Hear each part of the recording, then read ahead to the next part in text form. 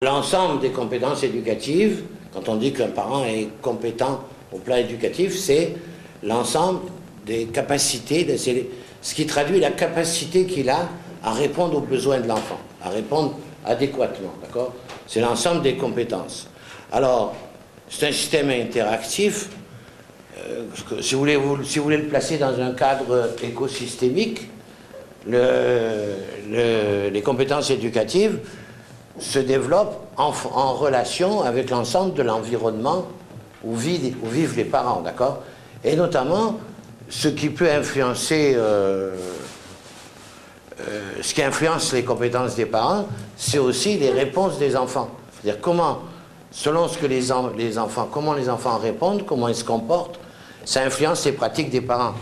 À tel point, vous voyez que on sait très bien, par exemple, que les enfants déficients mentaux sont des enfants qui sont beaucoup plus maltraités que les autres.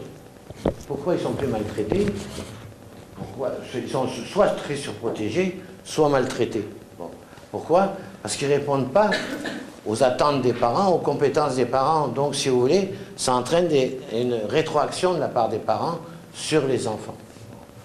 Donc, si vous voulez, les compétences parentales, elles se construisent continuellement en interaction avec les influences du milieu et en interaction avec l'enfant lui-même. Alors dans les compétences des parents, il y a au moins deux grands aspects, les attitudes et les pratiques.